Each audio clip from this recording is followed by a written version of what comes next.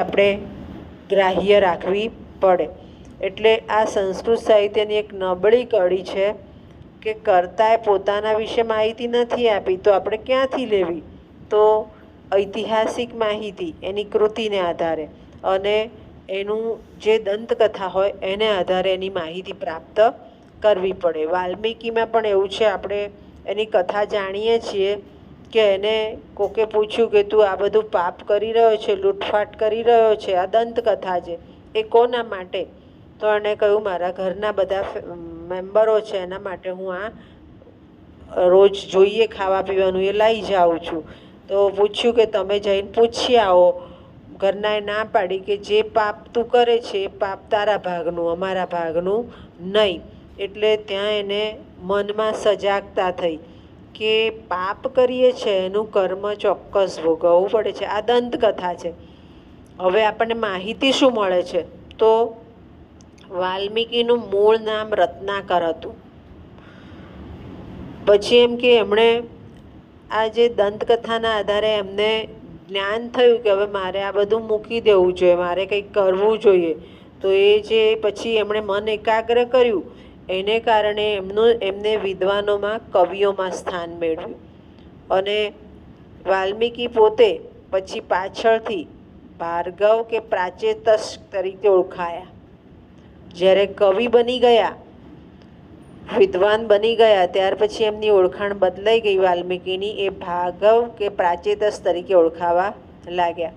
વિષ્ણુ પુરાણમાં અધ્યાય 3 અને શ્લોક નંબર 3માં પણ એનો ઉલ્લેખ છે કે તેઓએ કવિમાં એક સ્થાન મેળવ્યું. કેમ?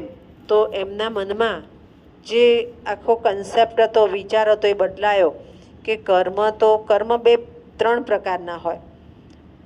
એક કર્મ સારું કે જે પોતાના માટે કરે છે. બીજું કર્મ ઉત્તમ કે જે બધાના માટે કરે છે. અને ત્રીજું કર્મ ખરાબ કે જે બીજાનું ખરાબ કરે છે. આ બધા કર્મનું બંધન હોય. કર્મનું બંધન હોય. સમયાંતરે કર્મનું ફળ ભોગવવું પડે છે. એટલે આ વાલ્મીકીને જ્યારે દંતકથાના આધારે ખ્યાલ આવ્યો કે હવે મારે આ પાપનું ફળ તો ભોગવવું પડશે. તમારી ગુજરાતીમાં પણ પેલું જેસલ તોરલની વાત છે કે એણે બધા જ પાપ ગણાવ્યા કે તું બોલી જા. અને જ્યારે એના પૂરા થયા તો એણે એની નાવડી ડૂબવા દીધી નહીં. બોલવા માંડ્યો એ કે હા મેં આમ કર્યું છે, મેં આમ કર્યું છે. કન્ફેસ. ક્રિશ્ચન કોઈ બેઠું છે અહીંયા? ક્રિશ્ચન કોમ્યુનિટીમાં કન્ફેશન છે, કન્ફેશન પ્રથા છે. ચર્ચમાં જાય, મને બહુ ખ્યાલ નથી પણ આમ વાંચેલું છે. પાદરી હોય એમના, એ ફાધર કે એ ફાધર સામેવાળાનું મોઢું ના જુએ. ઘણીવાર આપણે પણ એ પરિસ્થિતિ થાય છે. આપણે આપણા મા બાપને કહીએ છીએ, કાં તો આપણે આપણા ગુરુને કહીએ છીએ. એ વ્યક્તિને કહેવાય, મા બાપને કે ગુરુને. જ્યારે તમને માનસિક વ્યથા થાય, માનસિક વ્યથા, તો એ વ્યથા વાલ્મીકીને પણ થઈ કે હવે મેં તો પાપ કર્યા છે, લૂંટફાટ કરી છે, હવે એમાંથી મારે મુક્ત થવું પડે. એટલે અહીંયા વાલ્મીકીમાં આપણને એક જીવન દર્શન બતાવ્યું કે જ્યારે તમારા મનમાં માનસિક વ્યથા થાય છે ત્યારે તમે એનું કન્ફેશન એટલે એની કબૂલાત કરી લો કે હા મારી ભૂલ થઈ. ઘણા સ્વીકારે જ નહીં કે આ મારી ભૂલ થઈ. એ સ્વીકારતા નથી, એને એ કર્મનું બંધન ભોગવવું જ પડે છે.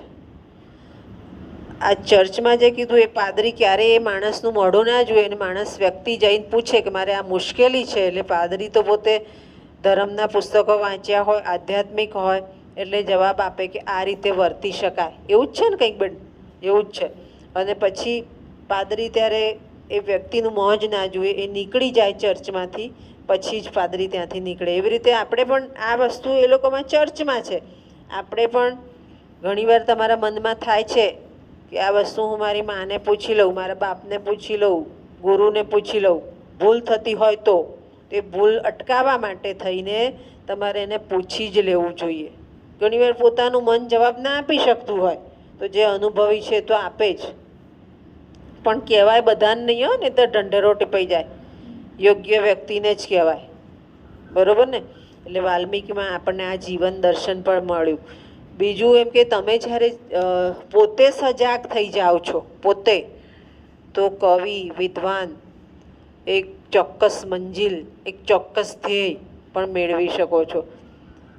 ચંદ્રિકા તમારા ક્લાસનું ઉદાહરણ છે કે યુનિવર્સિટીમાં 9મો નંબર લાવી, તો એને પોતાને ખબર હતી કે હું આમ લખીશ તો મને આટલા માર્ક મળશે, મારે આ લખવું જ છે. પછી ભલે સામે રિઝલ્ટ જે આવે, કર્મનું ફળ જે આવે, પણ પ્રયત્ન થવો જોઈએ. પ્રયત્ન થાય તો ચોક્કસ કર્મનું ફળ મળતું હોય છે. એવી રીતે આમને પણ ભાર્ગવ પ્રાચેતસ તરીકેની ઉપમા મળી, ઉપાધિ મળી. અને ત્યાર પછી આપણને ખબર છે કે એમણે આખું આપણને રામાયણ આપ્યું, અને એના પ્રશંસનીય કેટલાક વાક્યો પણ છે, રામાયણમાં પણ છે, વિક્રમાદેવ ચરિતમાં પણ છે, અનર્ઘ રાઘવમાં પણ છે. એની પછી પ્રશંસા થઈ કે વાલ્મીકીએ બહુ ઉત્તમ રામાયણ આપણને આપ્યું. ખ્યાલ આવી ગયો? સમજ પડી ગઈ?